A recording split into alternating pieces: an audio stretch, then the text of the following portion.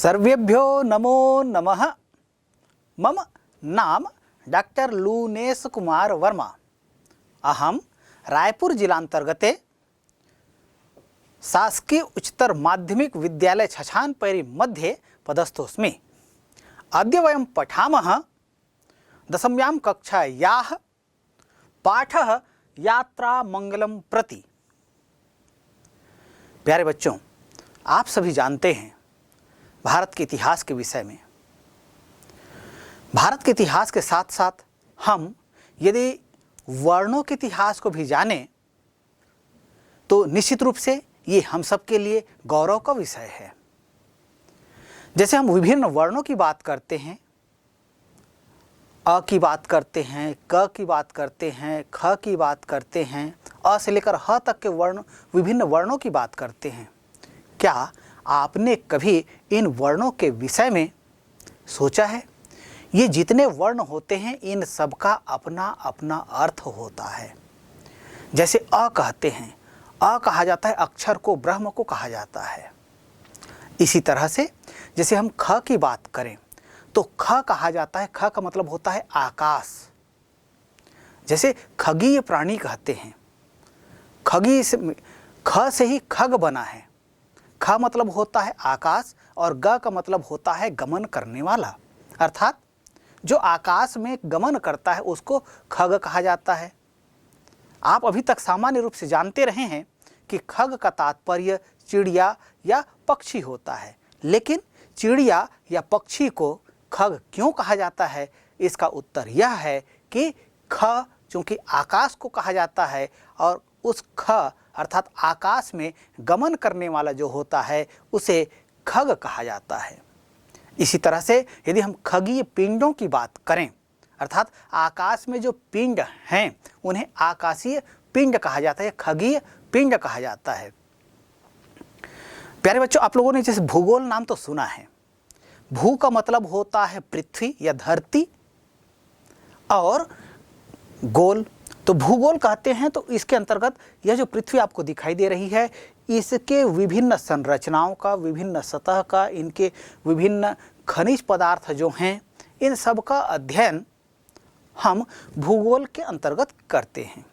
इसी तरह से एक शब्द होता है खगोल। ख का तात्पर्य होता है आकाश और गोल। आकाश कैसा? जैसे भू धरा जो है गोल है, उसी तरह से आकाश भी कैसा है? गोल है, आदि है, अनंत है, इसका कोई ओर छोर नहीं है। तो खगोल उस शास्त्र को कहा जाता है या उस विज्ञान को कहा जाता है जिसमें आकाशीय पिंडों का अध्ययन किया जाता है। भारतीय खगोल विज्ञान की कुछ शुरुआती जड़ें हिंदू घाटी सभ्यता या उससे पहले की अवधि की मानी जा सकती है। खगोल विज्ञान बाद में वेदांग के एक अनुशासन के रूप में विकसित हुआ या वेदों के अध्ययन से जुड़े सहायक विषयों में से एक, जो 1500 ईसा पूर्व या उससे भी पुराना है। बात कर रहे हैं खगोल विज्ञान की, तो यह विज्ञान भारत में ही विकसित हुआ है। प्रसिद्ध जर्मन खगोल विज्ञानी कापरनिकस से लगभग 1000 वर्ष पूर्व आर्यभट्ट ने, आर्यभट्ट आप चित्र में देख भी पा रहे हैं, तो आर्यभट्ट ने पृथ्वी की गोल आकृति और इसके अपनी धुरी पर घूमने की पुष्टि कर दी थी। आज जैसे कहा जाता है कि सूर्य जो है स्थिर है और पृथ्वी जैसे और अन्य जो 9 ग्रह हैं ये सभी सूर्य के चक्कर लगाते हैं। सौरमंडल की बात करते हैं तो सौरमंडल में सूर्य जो है स्थिर है और अन्य जो ग्रह हैं वो क्या करते हैं? सूर्य के चक्कर लगाते हैं, उसकी परिक्रमा करते हैं, ये कहा जाता है। तो इसकी पुष्टि प्रसिद्ध खगोल विज्ञानी कापरनिकस से 1000 वर्ष पूर्व भारत के खगोलविद आर्यभट्ट ने कर दिया था। इसी तरह से आइजक न्यूटन से 1000 वर्ष पूर्व ही ब्रह्मगुप्त ने पृथ्वी के गुरुत्वाकर्षण की पुष्टि कर दी थी। आज हम जानते हैं कि गुरुत्वाकर्षण के सिद्धांत का प्रतिपादक न्यूटन है, लेकिन यदि आप भारतीय शास्त्रों को देखें तो वहाँ आप पाएंगे कि ब्रह्मगुप्त ने सर्वप्रथम पृथ्वी के गुरुत्वाकर्षण सिद्धांत की पुष्टि की थी। यह बात अलग है कि किन्हीं कारणों से इनका श्रेय पाश्चात्य वैज्ञानिकों को मिला। भारतीय खगोल विज्ञान का उद्भव वेदों से माना जाता है। वेद आप जानते हैं विश्व के प्राचीनतम ग्रंथ हैं और प्रश्न किया जाता है कभी कि वेदों की संख्या कितनी है। आप भली भांति जानते हैं कितनी है, बिल्कुल सही, वेदों की संख्या है 4। कौन कौन से वेद हैं? वे वेद हैं ऋग्वेद, यजुर्वेद, अथर्ववेद और सामवेद। तो इस तरह से ये 4 वेद हैं। वैदिक कालीन भारतीय धर्मप्राण व्यक्ति थे। वे अपने यज्ञ तथा अन्य धार्मिक अनुष्ठान ग्रहों की गति के अनुसार शुभ लग्न देखकर किया करते थे। शुभ लग्न जानने के लिए उन्होंने खगोल विज्ञान का विकास किया था। वैदिक आर्य सूर्य की उत्तरायण और दक्षिणायन गति से परिचित थे। आज भी हम कहते हैं कि सूर्य कभी उत्तरायण हो गया, कभी दक्षिणायन हो गया। तो इसकी यह जो उत्तरायण और दक्षिणायन होने की गति है, इसको वैदिक कालीन जो भारत के ऋषि महर्षि थे, जो वैज्ञानिक थे, वे इससे परिचित थे। वैदिक कालीन खगोल विज्ञान का एकमात्र ग्रंथ वेदांग ज्योतिष है। इसकी रचना लगध नामक ऋषि ने ईसा से लगभग 100 वर्ष पूर्व किया था। महाभारत में भी खगोल विज्ञान से संबंधित जानकारियां मिलती हैं। महाभारत कहते हैं भारत के 2 प्राचीन महाकाव्य हैं। एक है रामायण, जिसकी रचना आदिकवि वाल्मीकि जी ने किया, और दूसरा है महर्षि वेदव्यास विरचित महाभारत। तो महाभारत में भी खगोल विज्ञान से संबंधित जानकारियां मिलती हैं। महाभारत में चंद्र ग्रहण और सूर्य ग्रहण की चर्चा है। इस काल के लोगों को ज्ञात था कि ग्रहण केवल अमावस्या और पूर्णिमा को ही लग सकते हैं। इस काल के लोगों का ग्रहों के विषय में भी अच्छा ज्ञान था। वेदांग ज्योतिष के बाद लगभग 1000 वर्षों तक खगोल विज्ञान का कोई ग्रंथ उपलब्ध नहीं होता है। 5वीं शताब्दी में आर्यभट्ट ने सर्वप्रथम लोगों को बताया कि पृथ्वी गोल है और यह अपनी धुरी पर चक्कर लगाती है। इससे पहले यह माना जाता था कि पृथ्वी स्थिर है और सूर्य आदि अन्य पिंड जो हैं ये घूमते हैं, ये परिक्रमा लगाते हैं, यह माना जाता था। लेकिन आर्यभट्ट ने यह सिद्ध किया कि पृथ्वी गोल है और यह अपनी धुरी पर चक्कर लगाती है, जिसके कारण से दिन और रात जैसी अवस्थाएं होती हैं। उन्होंने पृथ्वी के आकार, गति और परिधि का अनुमान भी लगाया था। आर्यभट्ट ने सूर्य और चंद्र ग्रहण के सही कारणों का पता लगाया। उनके अनुसार चंद्रमा और पृथ्वी की परछाई पड़ने से ग्रहण लगता है। उन्होंने यह भी बताया कि चंद्रमा में अपना प्रकाश नहीं है, वह सूर्य के प्रकाश से प्रकाशित होता है। सामान्य रूप से आज हम देखते हैं तो हमको लगता है कि नहीं, सूर्य भी एक प्रकाश पिंड है और चंद्रमा भी प्रकाश पिंड है। जिस तरह से सूर्य अपने प्रकाश से प्रकाशित होता है, उसी तरह से चंद्रमा भी अपने प्रकाश से प्रकाशित होता है, ऐसा हमें प्रतीत होता है। लेकिन वास्तव में ऐसा नहीं है। आर्यभट्ट ने यह प्रतिपादित किया कि चंद्रमा का अपना कोई प्रकाश नहीं होता है। उसका प्रकाश जो होता है वह सूर्य का प्रकाश है, जिसका प्रतिबिंब के रूप में वह चमकता है, इसलिए हमें चंद्रमा जो है प्रकाशमान दिखाई देता है। इसी प्रकार आर्यभट्ट ने राहु केतु के द्वारा सूर्य और चंद्रमा को ग्रस लेने या ग्रास लेने के सिद्धांत का खंडन किया। अभी तक ये धार्मिक मान्यता रही है कि राहु और केतु ये दोनों राक्षस हैं जो सूर्य और चंद्रमा को ग्रस लेते हैं। तो इस सिद्धांत का उन्होंने खंडन किया और ग्रहण का सही सिद्धांत, सही और वैज्ञानिक रीति से सिद्धांत प्रतिपादित किया। आर्यभट्ट ने आर्यभट्टीय तथा आर्य सिद्धांत नामक ग्रंथों की रचना की थी। आर्यभट्ट के बाद 6ठी शताब्दी में वराह मिहिर नाम के खगोल वैज्ञानिक हुए। विज्ञान के इतिहास में वे प्रथम व्यक्ति थे जिन्होंने कहा कि कोई ऐसी शक्ति है जो वस्तुओं को धरातल से बांधे रखती है। यदि हम किसी वस्तु को कहीं दूर फेंकते हैं या ऊपर फेंकते हैं तो वापस पृथ्वी पर आ जाती है। मतलब कोई तो शक्ति है जो इन चीज़ों को बांध कर रखती है, अपनी ओर खींच कर रखती है। आज इसी शक्ति को गुरुत्वाकर्षण कहते हैं। वराह मिहिर का कहना था कि पृथ्वी गोल है जिसके धरातल पर पहाड़, नदियाँ, पेड़ पौधे, नगर, गांव आदि फैले हुए हैं। पंच सिद्धांतिका और सूर्य सिद्धांत उनकी खगोल विज्ञान संबंधी पुस्तकें हैं। इनके अतिरिक्त वराह मिहिर ने वृहत संहिता और वृहत जातक नाम की पुस्तकें भी लिखी हैं। इसके बाद भारतीय खगोल विज्ञान में ब्रह्मगुप्त का भी काफ़ी महत्वपूर्ण योगदान है। इनका कार्यकाल 7वीं शताब्दी से माना जाता है। वे खगोल विज्ञान संबंधी गणनाओं में संभवतः बीज गणित का प्रयोग करने वाले भारत के सबसे पहले महान गणितज्ञ थे। ब्रह्मगुप्त सिद्धांत इनका प्रमुख ग्रंथ है। इनके अतिरिक्त जीवन के अंतिम वर्षों में ब्रह्मगुप्त ने खंड खाद्यक नामक ग्रंथ भी लिखा था। उन्होंने विभिन्न ग्रहों की गति और स्थिति, उनके उदय और अस्त, युति और सूर्य ग्रहण की गणना करने की विधियों का वर्णन किया है।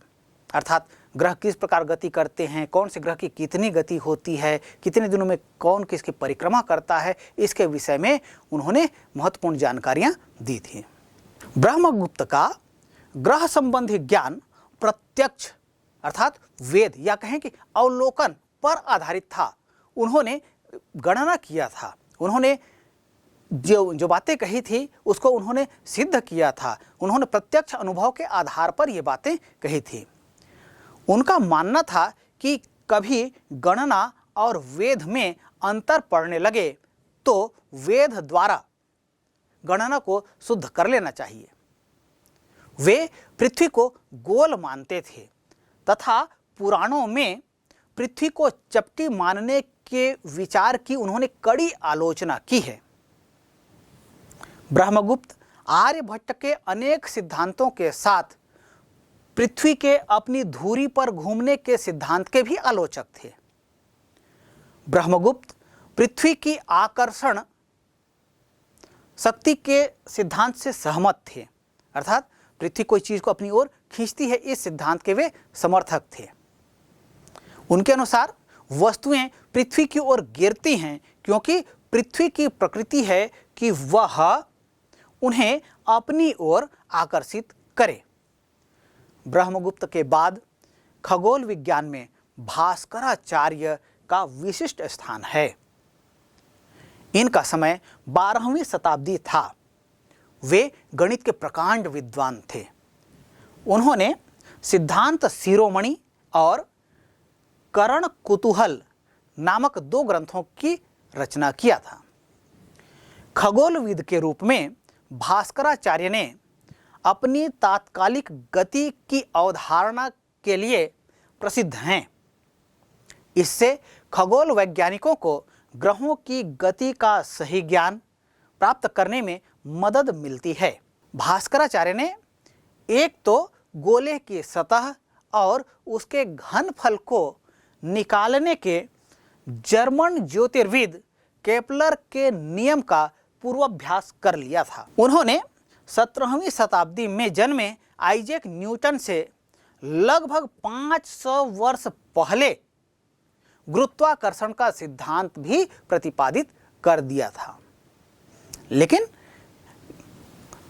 कुछ कारण ऐसे रहे जिसके कारण से गुरुत्वाकर्षण के सिद्धांत को प्रतिपादित करने का श्रेय उन्हें नहीं मिल सका और यह श्रेय न्यूटन को आज प्राप्त है। प्यारे बच्चों, जब हम आसमान में देखते हैं तो आसमान रंग बिरंगा दिखाई देता है। जब हम आसमान में बिखरे हुए विभिन्न प्रकृति के तारों को देखते हैं तो उनको देखकर मन में कौतूहल जागृत होना स्वाभाविक ही है। तो ऐसे ही इन तारों को देखकर बहुत आश्चर्य होता है और उस आश्चर्य की भावना को बनाए रखने के लिए कुछ लोग ऐसे होते हैं जो उन रहस्यों की गहराई से जांच करने में लग जाते हैं। तो ऐसे ही कुछ कारण हैं जिसके कारण से खगोल के अध्ययन के लिए लोग प्रवृत्त होते हैं। इस संदर्भ में महाराजा सवाई जय सिंह द्वितीय 1688 से 1743 तक का इनका समय है का उल्लेख करना आवश्यक है। उन्होंने उत्तर भारत में 5 वेधशालाओं का निर्माण करवाया। इन वेधशालाओं में खगोल अध्ययन के कई यंत्र हैं। वे हिंदू, अरबी व यूरोपीय खगोल शास्त्र से परिचित थे। उन्हें यूरोप में दूरबीन के उपयोग की भी जानकारी थी और उन्होंने अपने शहर में छोटी छोटी दूरबीनें बनाकर भरसक प्रयत्न किया। इसी तरह से 16वीं से 18वीं सदी के दौरान भारत के खगोलीय प्रयासों पर एक नज़र डालें तो हम पाते हैं कि यूरोप से आए जेसुइट्स के माध्यम से ये चीज़ें अब संभव होने लगी थीं। ये जेसुइट्स भूगोल व मानचित्रण में दक्ष थे और व्यावहारिक खगोल शास्त्र के ज्ञाता थे। इनमें से कई जेसुइट्स ने सवाई जय सिंह के वेधशाला में भी काम किया। ईस्ट इंडिया कंपनी भी खगोलीय क्रियाकलापों को बढ़ावा दे रही थी तथा उसने कई आधुनिक वेधशालाओं के निर्माण में मदद किया। इनमें से मद्रास वेधशाला विशेष रूप से उल्लेखनीय है।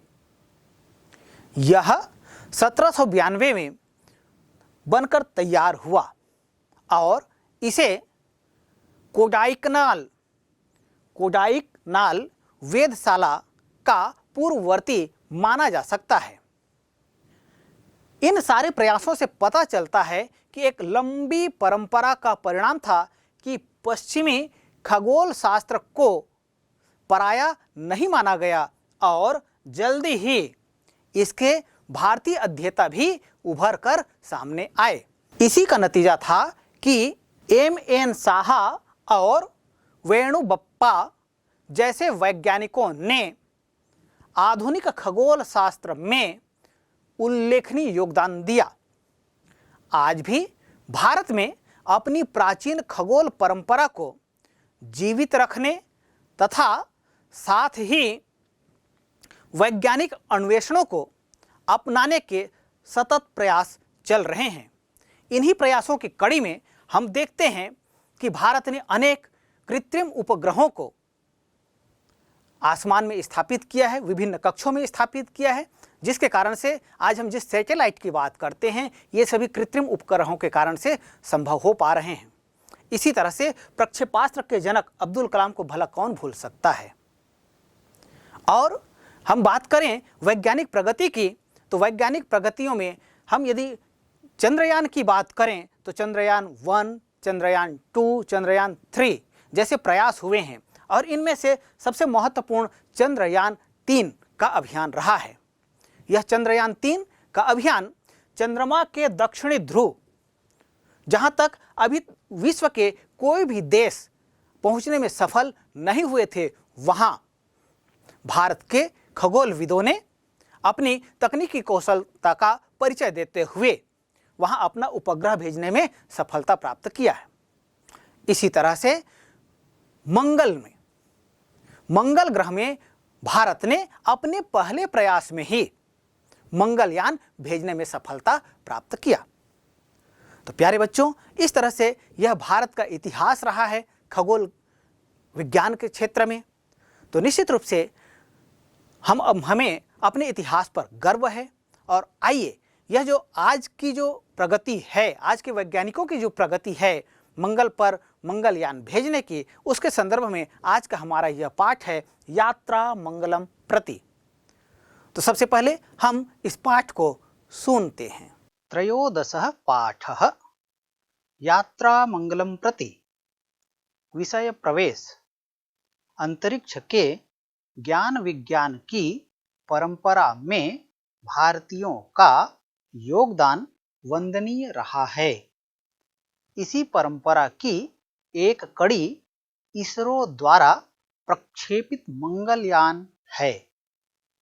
इसरो के इस सफल अभियान ने अंतरिक्ष संबंधी शोध के क्षेत्र में संपूर्ण विश्व में भारत का वर्चस्व स्थापित किया है।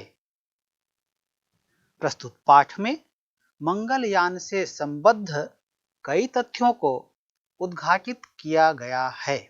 5 नवंबरः त्रयोदशोत्तरद्विविंशतेः ख्रीस्ताब्दस्य बुधवासरे सर्वत्र मंगलम मंगलमिति ध्वनिः भारते व्याप्ता आसीत्। भारतीयानां दृष्टिः इसरो संस्थायाः मंगल कार्यक्रमे आसीत्। श्रीहरिकोटायाः सतीश धवनान्तरिक्ष केन्द्रे उपस्थिताः जना उल्लसिताः आसन्। प्रायः 7:30 मंगलयानस्य प्रवाहकः भागः सक्रियः अभवत्। ततः निमेषानन्तरम् एव तस्य साफल्यम् असाफल्यं वा निर्धारितम् आसीत्। परं बुधवासरः मंगलमयः अभवत् यदा मार्स ऑर्बिटल मिशन इत्यस्य प्रथमं चरणं सफलं जातम्। मंगलयानस्य सफल परीक्षणेन न केवलं भारतस्य अपितु एशिया महाद्वीपस्यापि प्रतिष्ठा वैश्विक पटले समेधिता। यतः अद्यावधि पर्यन्तं न हि कश्चन देशः स्वकीये प्रथम प्रयासे मंगल ग्रहं प्रति यान प्रेषणे सफलताम् अलभत्। हर्षस्य विषयोऽयं यत् भारतः निज प्रथमे प्रयासे एव स्वलक्ष्यं प्राप्तवान्। अमेरिका, यूरोप संघः, सोवियत रूसः इति त्रयेण सह भारतः चतुर्थः देशः अस्ति यस्य त्रिवर्णः ध्वजः मंगलग्रहे प्रतिभाति। अपि चास्य देशस्य प्राविधिक कौशलं प्रतिपादयति। सम्प्रति संसारेऽस्मिन् मंगलग्रहं प्रति यान प्रेषणस्य 51 प्रयासाः अभवन्। तेषु प्रयासेषु 21 प्रयासाः एव सफलाः जाताः। प्रयासेऽस्मिन् अमेरिका देशस्य प्रथमः प्रयासः अपि विफलः जातः। नासा 64 ख्रीस्ताब्दे मैरिनर 9 मिशन इति माध्यमेन मंगल ग्रह कक्षं प्राप्तवान्। सामान्यतया अंतरिक्षस्य अन्वेषणस्य कार्यक्रमः अतिव्ययसाध्यः भवति। परञ्च अस्माकं मंगल कार्यक्रमस्य इदं वैशिष्ट्यम् अस्ति यदत्र अतीव न्यूनं धनमेव व्ययीभूतम्। अस्मिन् कार्यक्रमे 50,400 कोटि रूप्यकाणि निवेशितानि। एतावत् धनं न्यूनम् आसीत् अन्यदेशीयापेक्षया। अपि च नासायाः मावेन् मिशन इत्यस्य व्ययीभूत धनस्य दशमः भागः वर्तते। अतोऽत्यधिकं धनं तु वैदेशिक चलचित्रनिर्माणे निवेशितं भवति। भारतः तरल मोटर इति प्रविधिना मंगलकक्षायां मंगलयानं स्थापितवान्। ततः पूर्वं न हि कश्चन देशः एतादृशाय कार्यक्रमाय तरल मोटर इति प्रविधिं प्रयुक्तवान्। यतः प्रायः अस्य प्रविधेः प्रयोगः चंद्रग्रह कक्षा प्रवेशाय क्रियते। PSLV C-25 प्रक्षेपक यानेन मंगलयानस्य गतिः प्रतिनिमेषं 22.5 किलोमीटर परिमिता इति आसीत्। वैज्ञानिकाः गतिनियन्त्रणं कृत्वा प्रतिनिमेषं 4.6 किलोमीटर परिमितं कृतवन्तः।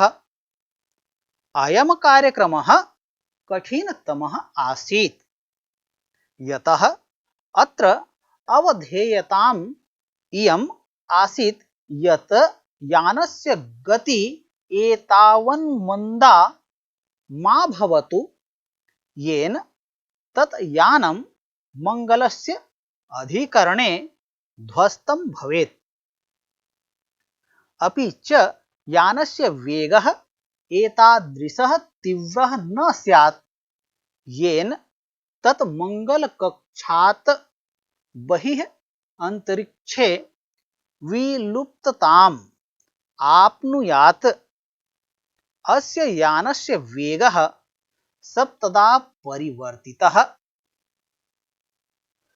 मंगलयानेन सार्धं कतिपयानि प्रयोगात्मकानि उपकरणानि यन्त्राणि चापि प्रेषितानि।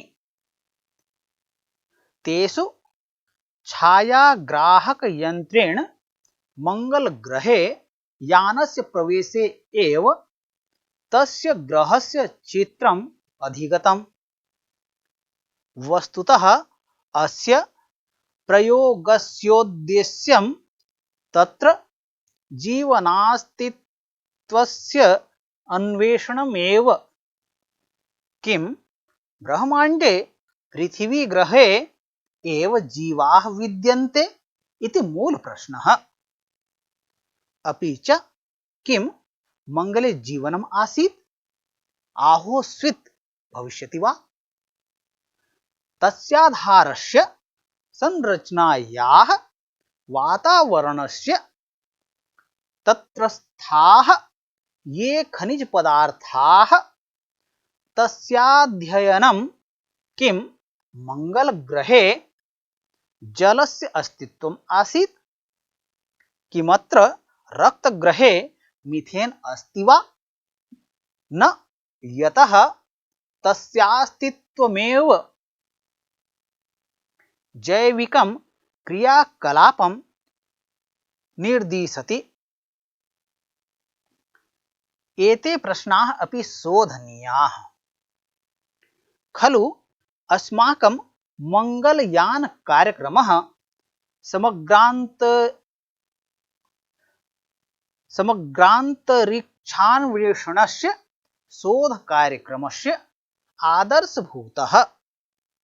अस्य साफल्येन अंतरिक्षे भारतस्य प्रभावः उत्कर्षतां प्राप्नोत्। अनेन अंतरिक्ष व्यवसायस्य अवसरः आयास्यति। युवानश्चापि सक्रियाः भविष्यन्ति।